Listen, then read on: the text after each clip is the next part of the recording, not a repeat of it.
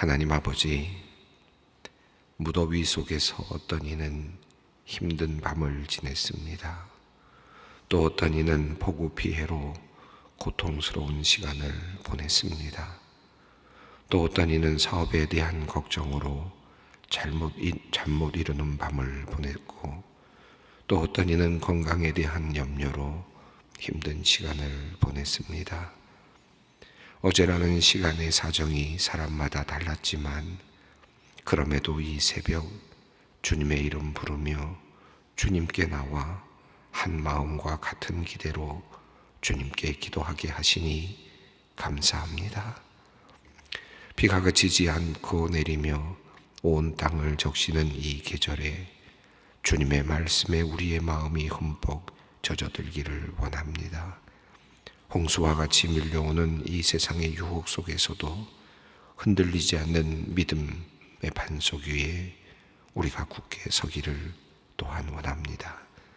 하나님, 주님의 말씀을 단단히 붙잡고 이 험한 세상에서 승리하며 살아가도록 우리를 인도하여 주시옵소서. 하나님, 오늘 우리에게 착하고 선한 마음을 주시기를 기도합니다.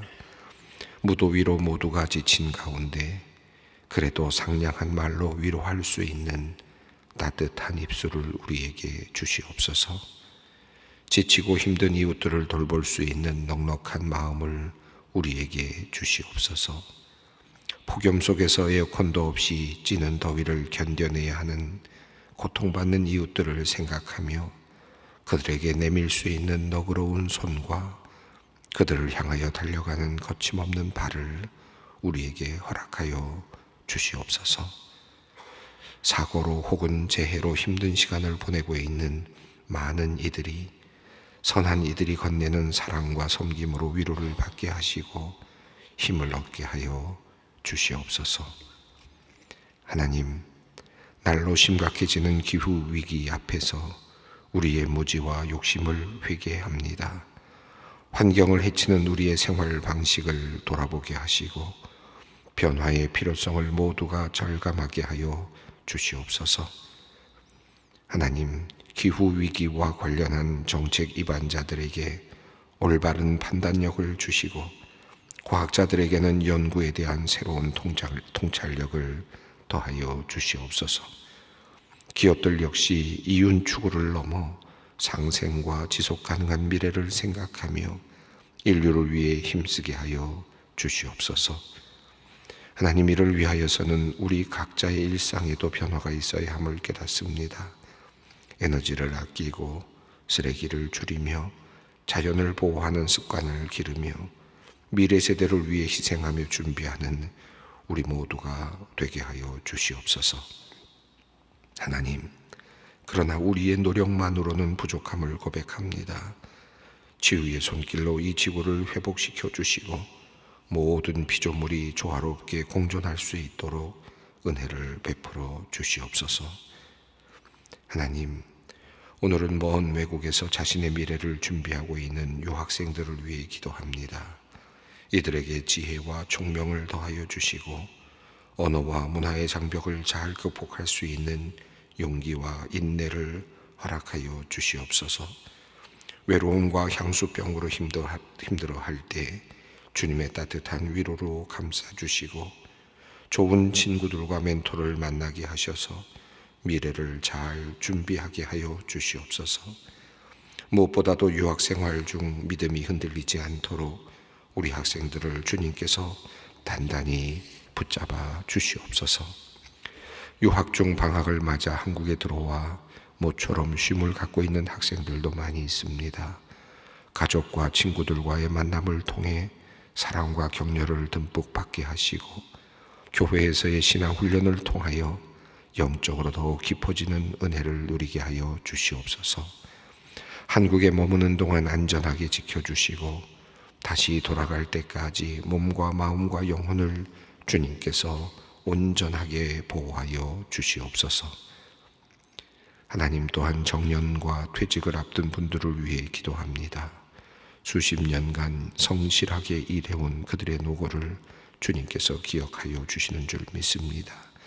이제 다시 새로운 인생의 장을 시작해야 하는 시기가 되었습니다. 두려움과 불안한 마음이 있습니다마는 지금까지 인도하신 하나님 기억하며 든든하게 서가는 주님의 사람들이 되게 하여 주시옵소서. 은퇴 후의 삶을 의미 있게 설계할 수 있는 지혜를 주시고 그동안 미루어두었던 꿈도 실현할 수 있도록 용기와 열정도 가득 부어 주시옵소서.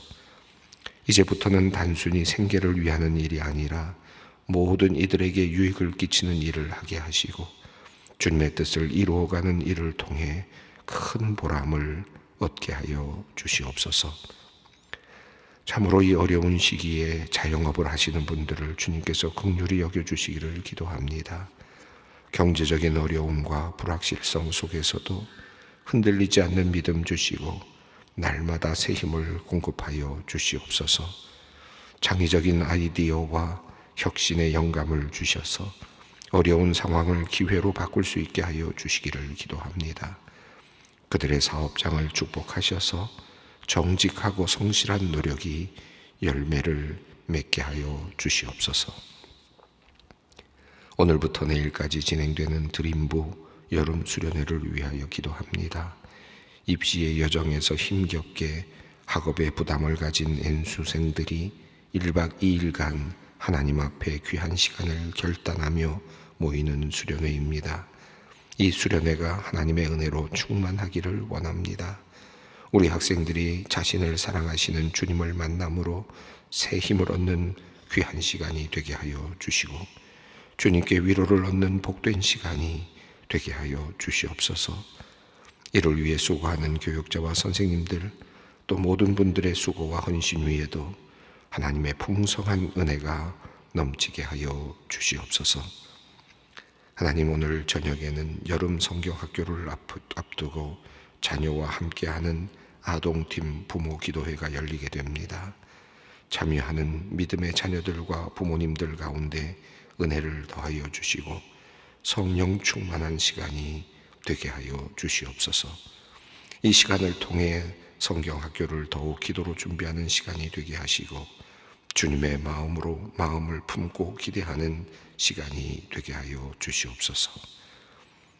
이제 말씀 앞으로 나아갑니다. 살아계신 하나님의 말씀 붙들고 주님과 함께 오늘 하루를 살아가도록 우리와 함께 하여 주시옵소서.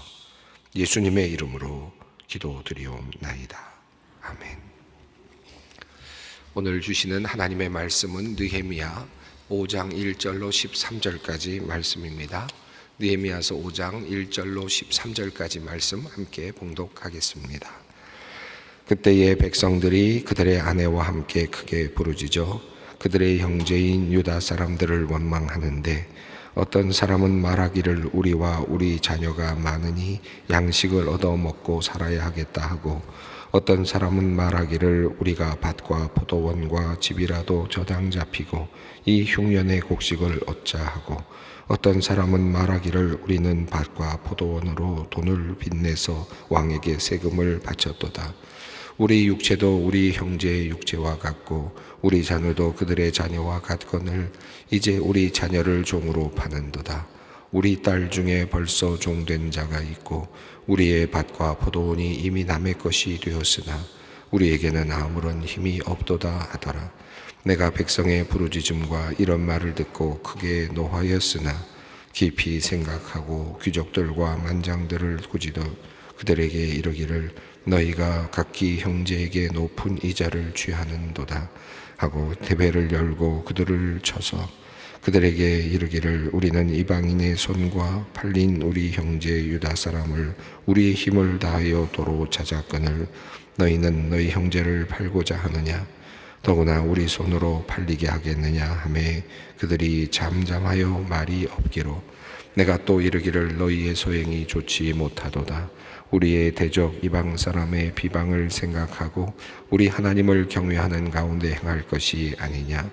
나와 내 형제와 종자들도 역시 돈과 양식을 백성에게 구워 주었거니와 우리가 그 이자 받기를 그치자. 그런즉 너희는 그들에게 오늘이라도 그들의 밭과 포도원과 감람원과 집이며 너희가 구워준 돈이나 양식이나 새 포도주나 기름의 100분의 1을 돌려보내라 하였더니 그들이 말하기를 우리가 당신의 말씀대로 행하여 돌려보내고 그들에게 아무것도 요구하지 아니하리이다 하기로 내가 제사장들을 불러 그들에게 그 말대로 행하겠다고 맹세하게 하고 내가 옷자락을 털며 이르기를 이 말대로 행하지 아니하는 자는 모두 하나님이 또한 이와 같이 그 집과 산업에서 털어버리실지니 그는 곧 이렇게 털려서 빈손이 될지로다 하매 회중이 다 아멘 하고 여호와를 찬송하고 백성들이 그 말한 대로 행하였느니라. 아멘. 예루살렘 성벽을 지금 세워가는 중에 있는 느헤미야의 이야기를 우리가 읽어가고 있습니다. 우리 앞서서 예루살렘 성벽이 무너져 있는 모습을 보면서 마음 아파했던 느헤미야는 그가 높은 고위직에 있었음에도 불구하고 자원하는 마음으로 기도 중에 또 왕의 허가를 얻어서 고향으로 돌아왔고 또 유다의 총독으로 부임하여서 이스라엘 성벽을 짓는 큰 일을 감당하게 됩니다. 그런데 그 과정에서 여러 가지 어려운 문제들이 있었습니다. 우선은 백성들을 잘 설득하는 일이 필요했고 그들이 한 마음이 되어서 성벽들을 맡아서 그것을 세워나가는 일을 해야 했습니다. 사실 그 일이 굉장히 어려웠을 거라고 생각합니다. 그리고 그럼에도 불구하고 또 한 가지 큰 어려운 문제가 있었는데 그것은 우리가 읽었던 것처럼 바깥 이방 사람들이 또 주변에 있는 사람들이 이스라엘 백성들이 예루살렘 성벽을 세워가는 것을 시기하고 또 질투하면서 그것을 무너뜨리려고 하는 그런 계획들을 세우고 있었던 것이죠. 외부로부터 큰 전쟁의 위협, 침략의 위협이 있었고 그런 와중에서 그들은 성벽을 쌓아가야 하는 큰 어려운 문제가 있었습니다. 우리는 지금까지 그와 같은 상황 속에서 어떻게 느헤미야가 밤낮으로 또 지키면서 일하면서 또 한 손에는 또 무기를 들고 한 손에는 또 연장을 들고 그들이 어떻게 성벽을 세워갔는지에 대해서 우리가 함께 읽었습니다. 자, 그런데 오늘 본문은 조금 다른 이야기를 우리에게 전하고 있는데요. 내부적인 문제, 이 성을 지금 세워가는 문제와는 별개의 문제처럼 보이지만 사실은 더 중요한 문제라고도 할 수 있겠는데 내부의 백성들이 한 마음이 되고 함께 살아갈 수 있는 공동체를 만드는 것, 이것이 매우 중요한 또 하나의 과제가 되었습니다. 하나님께서 우리의 성을 지키지 아니하시면 우리의 수고가 헛되다라고 하는 시편의 기자의 고백처럼 실제로 하나님께서 우리의 성을 지켜주셔야 하죠. 그럼에도 불구하고 우리는 또 성을 쌓아야 되죠. 성을 쌓아야 되는 일도 우리에게는 더 큰 과제입니다. 나를 보호하기 위해서, 가정을 보호하기 위해서, 또 우리 모든 백성들이 함께 즐겁게 살기 위해서 성을 온전하게 또 성을 쌓아가는 것도 매우 중요한 과제입니다. 하나님께서 우리를 돌보아 주시고 지켜주시는 것, 또 더불어서 우리는 또 성을 쌓아가야 하는 그런 문제가 있습니다. 외부적인 그런 공격으로부터 방어를 해야 되는 그런 과제가 있습니다만은 또 한 가지 큰 문제가 있다면 그것은 내부의 분열을 막는 것이 아닐까 생각합니다. 내부적으로 가족이라면 가족의 공동체가, 또는 또 교회라면 교회의 공동체가, 또는 국가라면 국가의 어떤 백성들이 한 마음이 되어야 나라가 안전하게 또 보장이 되고 또 교회는 교회대로, 사회는 사회대로, 가정은 가정대로 안전하게 또 행복한 삶을 살 수 있지 않겠습니까? 오늘 본문 말씀은 외부적으로 성벽을 쌓아가고 있는 것과 더불어서 그 성, 온전하게 세워진 그 성 안에 살고 있는 사람들이 어떻게 평안을 누리며 살 수 있을 것인가, 어떻게 적어도 기초적인 생활의 보장을 받으면서 살아갈 것인가와 관련된 내용입니다. 오늘 본문은 사실은 이 이야기는 성벽을 짓는 사이에 일어나는 아주 짧은 기간에 일어났던 일은 아닌 것 같죠.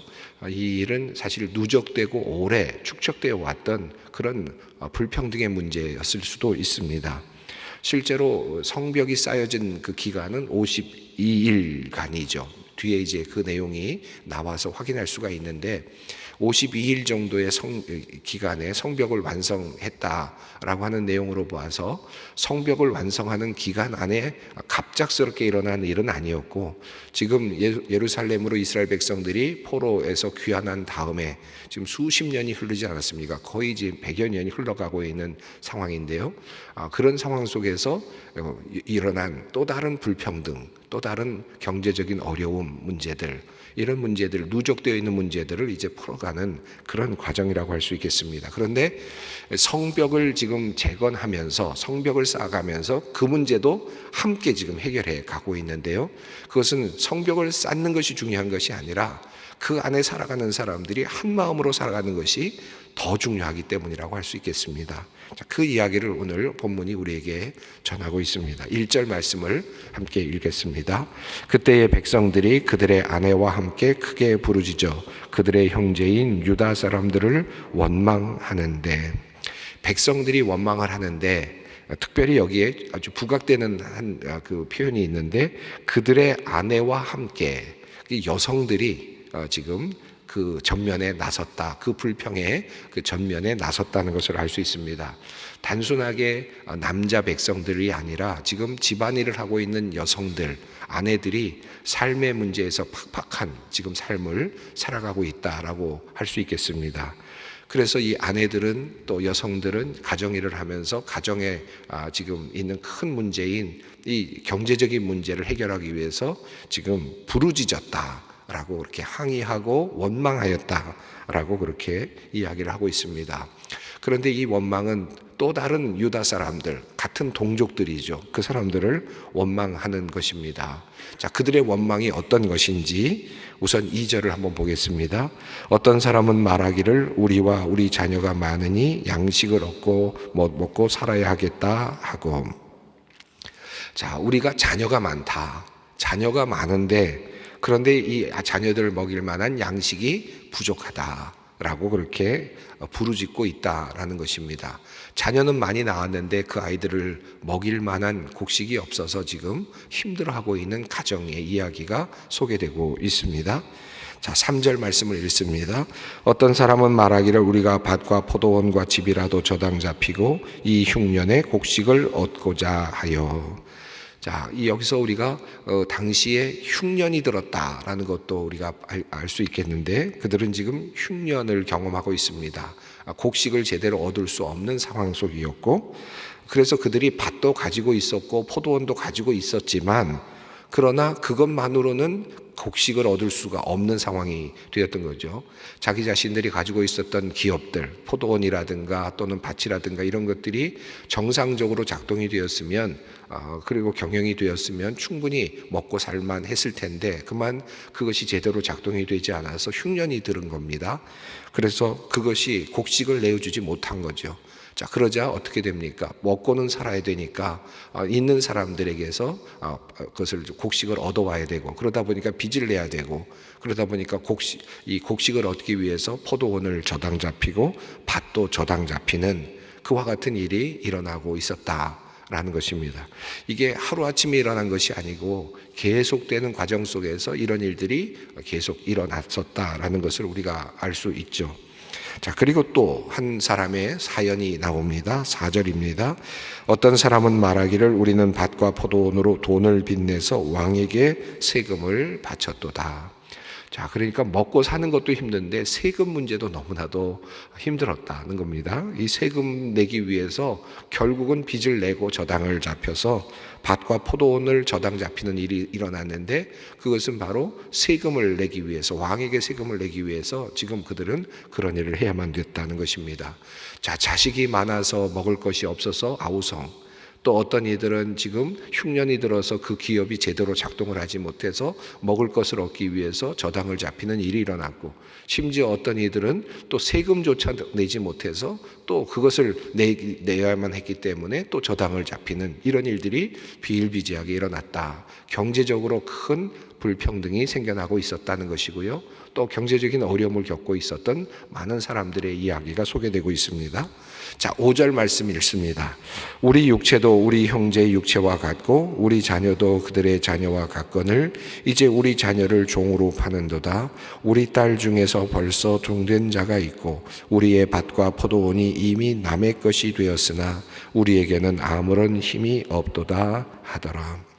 자, 우리의 자녀들, 내 형제들, 옆에 사는 사람들과 똑같은 자녀들이고, 또 우리의 형제는 또 똑같은 육체를 가지고 있는데 같은 사람들인데, 어떤 사람은 잘 살고 있고 호의호식하고 있고, 우리는 우리의 자녀들을 지금 종으로 팔아넘겨야 하는 상황에 처했다. 자, 여기서 사람을 또 종으로 팔고 있는, 자녀들을 종으로 팔아서 내몰고 있는 그런 아주 척박한 그들의 현실이 잘 드러나고 있습니다. 그러니까 이미 자신의 딸들 중에서 종으로 팔려간 자들이 있었다. 그러니까 우리나라에도 그런 어려운 시간들이 있었다고 하지 않습니까? 그런데 여기 보면 고대 시대에 옛날 시대에는 이렇게 어려우면 사람을 이제 팔아서 종으로 넘기는 그런 일들이 여러 문화에서 있었죠. 여기도 마찬가지입니다. 지금 자신의 딸들을 지금 내어주는, 종으로 내어주는, 자, 그런 상황이 되는데, 그렇게 되어서 잘 살게 되느냐? 그것도 아닙니다. 여전히 자신의 자녀들도 빼앗겼고, 또 땅도 빼앗겼고, 포도원도 빼앗겼고, 밭도 빼앗긴 상태입니다. 그런데 그것을 찾아올 수 있는 힘이 있느냐? 그럴 힘이 지금 전혀 없는 것입니다. 자, 이자는 계속해서 내야 되고, 그러니 문제를 해결할 수 있는 상황이 되지 않았습니다. 자녀를 팔고 땅도 빼앗기고, 자, 이렇게 살아가고 있는 백성들이 이제 든든하게 세워진 성 안에 살게 된다라고 했을 때 어떤 문제가 생기겠습니까? 든든한 성이 무슨 의미가 있겠습니까? 내부적으로 분열이 일어난다면 아무리 해도 든든한 성은 의미가 없는 성이 되지 않겠습니까? 자, 그런 면에서 이제 이 문제 때문에 부르짖고 있는 백성들의 소리를 느헤미야가 들었다라는 것입니다. 6절 말씀을 읽습니다. 내가 백성의 부르짖음과 이런 말을 듣고 크게 노하였으나, 자, 우선은 분노하였다라고 합니다. 그리고 7절 말씀입니다. 깊이 생각하고 귀족들과 민장들을 꾸짖어 그들에게 이르기를 너희가 각기 형제에게 높은 이자를 취하는도다 하고 대회를 열고 그들을 쳐서 신중하게 살펴보았다라는 것이고, 귀족들과 관리들을 꾸짖었다. 그리고 높은 이자를 받는 것에 대해서 문제를 해결하기 위해서 모든 이스라엘 백성들, 유다 백성들을 모았다. 회의를 열었다라고 그렇게 말합니다. 자, 그리고 그들에게 이제 설득하는 말을 하는데요. 그 내용이 8절 말씀입니다. 그들에게 이르기를 우리는 이방인의 손에 팔린 우리 형제 유다 사람들을 우리의 힘을 다하여 도로 찾았거늘 너희는 너희 형제를 팔고자 하느냐? 더구나 우리 손에 팔리게 하겠느냐 하며 그들이 잠잠하여 말이 없기로. 우리가 지금 포로에서 돌아와서 이제 한 자유로운 백성으로 함께 살게 됐는데, 그래서 겨우 이제 포로에서 돌아와서 팔렸던 자에서 돌아와서 이제 참된 자유를 누리게 되었는데, 우리 스스로가 또 자유를 포기해야 되는 상황이 되었다. 어떻게 하면 좋겠느냐라고 그렇게 우리 백성들을 설득하고 있는 느헤미야의 모습입니다. 실제로 이 이자를 받고 있는 모습은 이 출애굽기 22장이죠. 25절에 따르면 율법으로 금하는 것이죠. 이스라엘 백성들에게 하나님께서 계명을 주시면서 이자를 받지 못하도록 하였습니다. 그리고 나서 겉옷을 누가 맡겼을 때에는 그 겉옷을 해가 지기 전까지는 돌려줘야 된다. 그렇게 하나님께서 말씀하셨던 내용이 출애굽기 22장에 나오는데, 이자 받지 말고 만약에 그가 추워서 밤에 겉옷 때문에 하나님께 울부짖으면 하나님께서 그 울부짖음을 들으실 거다. 그러니까 약한 자의 울부짖음을 들으시고 벌하실 것이다 라고 하는 그와 같은 말씀이 있지 않습니까? 이자를 받지 말라라고 하나님께서 그렇게 분명하게 말씀을 하셨음에도 불구하고 인간의 이기심은 절대로 이자를 포기하지는 않죠. 지금까지 역사 속에서 이런 돈이라든지 이런 그 금전의 문제가 만들어지면서 또 이런 어떤 그 교환의 문제가 이루어질 때 이자의 문제는 항상 존재해 왔다고 할 수 있겠습니다. 그러니까 이 문제를 해결이 되지 않았던 것인데, 문제는 이것이 점점 더 커져서 고리대금업처럼 되기도 하고, 또 사람들의 욕망, 더 많이 가지려고 하는 욕망과 겹치면서 연약한 자들을 더 연약한 자의 것들을 더 가져가게 되는 그런 결과들이 나타나게 된 것이죠. 작은 이자 주는 것으로는 그래도 다행이었을지 모르겠지만, 그러나 시간이 지날수록 있는 사람들은 욕심을 내지 않겠습니까? 처음에는 그저 조금 꿔주는 것 같지만, 그러나 시간이 되면 저 사람이 가지고 있는 포도원을 갖고 싶고, 그러면 더 높은 이자, 연약한 사람들이 어려움을 당할 때 어쩔 수 없으니까 더 큰 그런 이자를 받고, 또 그러다 보면 점점 자기 자신은 부유해지는 것 같지만, 그러나 그 이웃은 더 가난해질 수밖에 없는, 실제로는 빼앗기는 그와 같은 일들이 일어나는데, 자, 이런 일들이 일어난 것에 대한 책망을 하고 있습니다. 자, 9절 말씀을 읽습니다. 내가 또 이르기를 너희 소행이 좋지 못하도다. 우리의 대적 이방 사람의 비방을 생각하고 우리 하나님을 경외하는 가운데 행할 것이 아니냐. 이스라엘 백성들은 어떤 기준점을 가지고 있어야 되느냐? 이방 사람들로부터 비방을 받아서는 안 된다. 왜냐하면 우리는 하나님을 섬기는 백성들이기 때문이다. 자, 그러면 이방 사람들로부터 비방을 받지 않는 기준점은 뭐냐? 하나님을 두려워하는 모습을 사람들에게 보여야 되지 않겠느냐? 우리가 하나님을 두려워하면서 살아가고 있다는 것을 사람들에게, 이방인들에게 보여야 한다. 이것이 바로 선택된 민족의 과제라고 하는 것입니다. 자, 그래서 그가 이야기를 합니다. 10절 말씀을 읽습니다. 나와 내 형제와 종자들도 역시 돈과 양식을 백성에게 구워주었거니와 우리가 그 이자를 받기를 그치자. 자, 자기 자신도 이자를 받고 구워줬던 것을 스스로 돌아봅니다. 느헤미야만 나는 옳다라고 말하지 않았고, 자기 자신도 포함해서 이제 함께 이 일을 하자라고 그렇게 종용을 합니다. 그리고 설득을 하죠. 그리고 11절 읽습니다. 그런즉 너희는 그들에게 오늘이라도 그들의 밭과 포도원과 감람원과 집이며 너희가 구워준 돈이나 양식이나 새 포도주나 기름의 100분의 1을 돌려보내라 하였더니, 자, 밭, 포도원, 감람원, 집 이런 것들은 돌려주라. 그리고 너희가 받았던 어떤 그 돈이나 또 양식이나 새 포도주에 대한 이자도 돌려주어라 라고 그렇게 말씀합니다. 그리고 그러자 사람들이 그렇게 하겠다라고 대답을 합니다. 12절 말씀입니다. 그들이 말하기를 우리가 당신의 말씀대로 행하여 돌려보내고 그들에게 아무것도 요구하지 아니하리이다 하기로 내가 제사장들을 불러 그들에게 그 말대로 행하겠다고 맹세하게 하고. 자, 이것을 그냥 법으로만 정하는 것이 아니라 하나님 앞에서 맹세하라 라고 말하면서 13절 읽습니다. 내가 옷자락을 털며 이르기를 이 말대로 행하지 아니하는 자는 모두 하나님이 또한 이와 같이 그 집과 산업에서 털어버릴지니 그는 곧 이렇게 털려서 빈손이 될지로다 하매 회중이다 아멘하고 여호와를 찬송하고 백성들이 그 말한 대로 행하였느니라. 실제로 옷을 털어버리면서 그렇게 하지 않는 사람들은 하나님께서 그의 재산을 털어버리실 것이다. 하나님 앞에서 약속을 하고 있습니다. 예, 이 내부적으로 지금 이스라엘 백성들이 한 마음이 되어서 살아가야 하는데 어떻게 하면 한 민족으로 한 마음으로 살아갈 수 있을까 하는 것을 지금 고민하고 있는 느헤미야의 모습이고, 그 문제를 해결하고 있는 모습이라고 할 수 있겠습니다. 우리 교회 안에서도 혹시 이렇게 또 이자를 받거나 또 돈을 가지고 서로 거래하거나 하시는 분들이 혹시 계실지 모르겠습니다. 그러나 분명한 것은 하나님께서 이자를 받는 것을 하나님께서는 거절하고 계시고, 그러니까 여러분께서 은행에서 이자를 받거나 하는 것들은 또 사회적인 통념이니까 가능할지 모르겠습니다만, 교회 안에서 또 성도들 사이에서 그와 같은 일들이 일어나는 것은 하나님께서 기뻐하시지 않는 일이다 라는 것을 꼭 기억하셨으면 좋겠고, 또 그러면서 저희가 우리 스스로가 서로 어려운 사람들을 돕는 일들을 또 늘 해야 한다라는 과제도 우리에게 주어져 있다는 사실도 늘 기억하면서 오늘 기도의 자리로 함께 나아가겠습니다. 하늘에 계신 우리 아버지의 이름을 거룩하게 하시며 아버지의 나라가 오게 하시며 아버지의 뜻이 하늘에서와 같이 땅에서도 이루어지게 하소서. 오늘 우리에게 일용할 양식을 주시고 우리가 우리에게 잘못한 사람을 용서하여 준 것 같이 우리 죄를 용서하여 주시고 우리를 시험에 빠지지 않게 하시고 악에서 구하소서. 나라와 권능과 영광이 영원히 아버지의 것입니다. 아멘.